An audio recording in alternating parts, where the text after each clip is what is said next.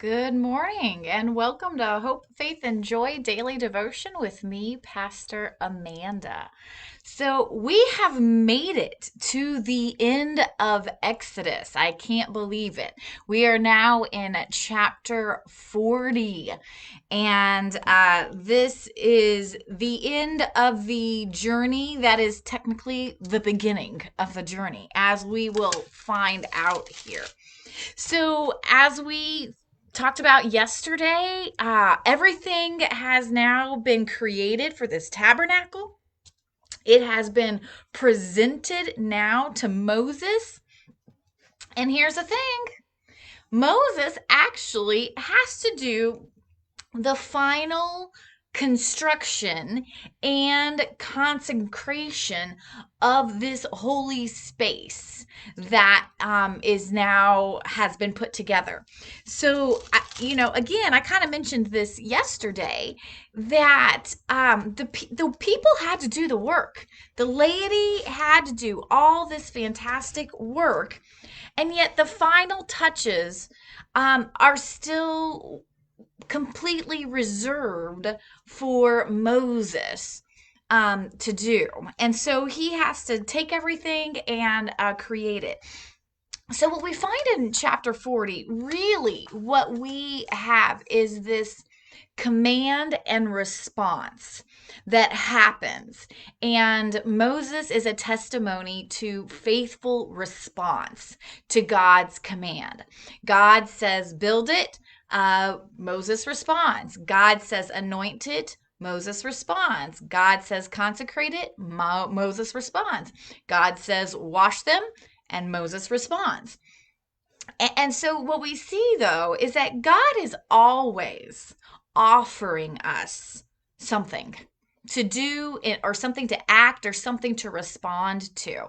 And then it is up for us to actually do the work. I think sometimes when we think about wanting to know what God wants from us or stuff like that, we'll sit there going, well, but I don't want to do that, and I don't want to do that, and I don't want to do that.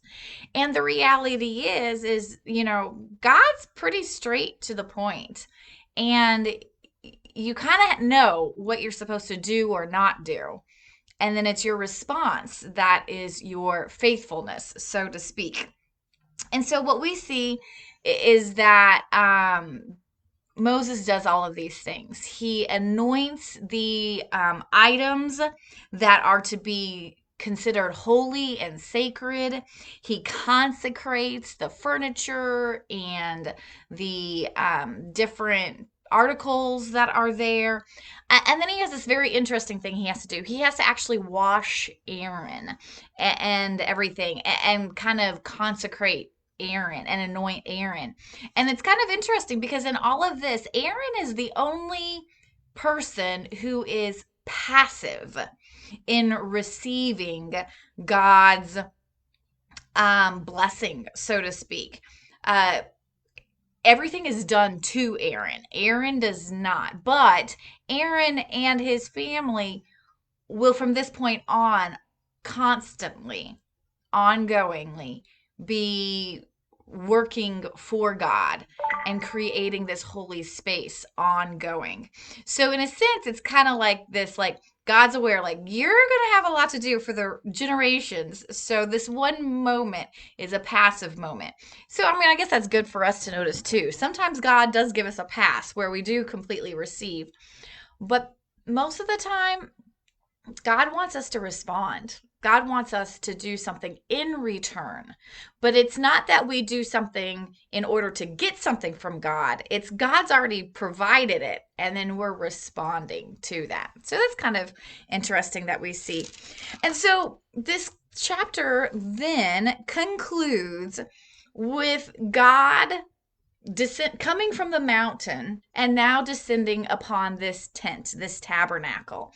And it says that it was filled with so much glory, this cloud filled with so much glory that not even Moses could enter into this space. It was too magnificent for anyone to enter into this space. And then what we find out, so the reality is we're really still at the beginning of this journey. Because at the very beginning, they came to Mount Sinai. Mount Sinai, it was just like 40 days of conversation with God. There was some stuff going on, another 40 days with God. We haven't even gotten through the first 6 months of this 40-year journey. But this tabernacle, this holy space that has been created, is now the space that God will travel with the Israelites. It's like they will know that God is present with them in their journey the whole time. And what's interesting is that when God rests in the tabernacle, the people rest. They stay where they're supposed to be. But then God will take the lead. It says that God will guide them. So God becomes this pillar of fire and cloud that guides them to their next location. And then God will rest in the tabernacle, so the people know that God is present with them. And then God will become the guide again. And so there's this ebb and flow of God being present and with them and guiding them. And there's times where we get to just enjoy the space we're in. And then there's times where we have to be making movement. And then we rest and then we make movement. So we see this ebb and flow that is part of their journey to come. And that's the end of Exodus, and we are on our journey just in time to begin our Lenten journey to the cross. So, next week, we're going to take a little interlude, and we are simply going to take time next week for the daily devotions to walk with Jesus's journey to the cross. So, our devotions will be based on those final days next week. And then after that, we will begin our study of Corinthians. We will go through 1st and 2nd Corinthians together in our devotions. So I look forward to the days ahead.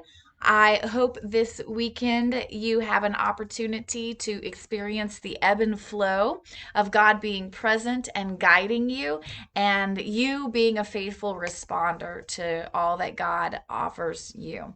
So thanks for joining me, Pastor Amanda, with Hope, Faith, and Joy Daily Devotion. Have a wonderful weekend, and I'll see you next week.